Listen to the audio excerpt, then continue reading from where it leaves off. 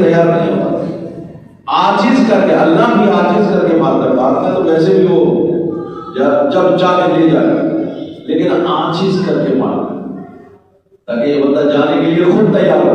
اور ماشاءاللہ سے انسان اتنا کمزور ہے، جانے کے لیے خود ہی تیار ہوتا ہے، اللہ اٹھا لے مجھے، اللہ اٹھا لے۔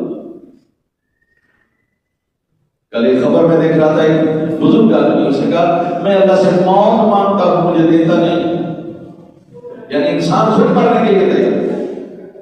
لیکن یہاں واقعہ دیکھیے، کہاں یمن، کہاں فلسطین، 1000 میل کے فاصلے پر پلک جھپکتے میں اگر تخت بلقیس آ سکتا ہے تو میرے رسول پلک جھپکتے میں ملائے اعلیٰ کیوں نہیں پہنچ سکتے؟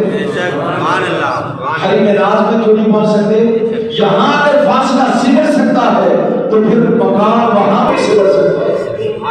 اور یہ معراج کی خاص بات ہے، رہی یہ بات، یہ خواب کا واقعہ ہے تو مجھے ایک بات بتائیے، اللہ یہ کہہ رہا ہے کہ لِنُرِيَهُ مِنْ آیَاتِنَا، ہم اپنی نشانیاں دکھانا چاہتے ہیں، چلیے خواب میں بھی نشانیاں دکھائی جا سکتی ہیں، لیکن بات یہ ہے کہ اس میں کیا تعجب کی بات ہے کہ خواب میں آپ تشریف لے گئے، یہ کوئی تعجب کی بات نہیں ہے، یہ کوئی اعزاز کی بات نہیں ہے۔ آپ کو 40 اس طرح کے خواب آئے تھے جس میں خواب میں آپ نے معراج فرمائی، یعنی اللہ سے باتیں کی، اب کلام ہوئے 40، ان میں سے ایک یہ جسم اور روح کے ساتھ تھا، باقی سارے خواب تھے۔ 39 خواب میں معراجیں ہوئی اور یہ 40ویں، ہم اسی لیے 40واں کرتے ہیں کیونکہ 40ویں یہ معراج ہے مومن کی۔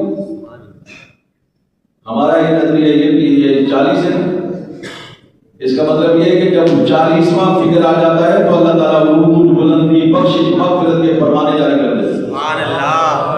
اسلام کے ساتھ بھی یہی ہوا، وہ جو اسلام کو روکنا چاہتے تھے ان میں سے ایک آخری جو ممبر جو 40واں تھا، اس کا نام عمر بن خطاب، 40ویں نمبر پر ایمان لایا۔ جس دن یہ 40واں نمبر آ گیا اس دن کے بعد اسلام کو اللہ نے بلندی عطا فرمائی۔ سبحان اللہ۔ اس لیے یہ 40 کا عدد جو ہے بڑا اہم ہے۔ تو آج یہ کرنا ہے کہ اللہ تعالیٰ نے اس معجزے کے اندر زمانے کو بھی، وقت کو بھی محدود کر دیا، روک دیا، اور ادھر مکان کے فاصلے بھی مٹا دیے، تو یہ واقعہ رونما ہوا۔ اب ہم نے اس کو عقل کے پیمانے پر نہیں ناپنا،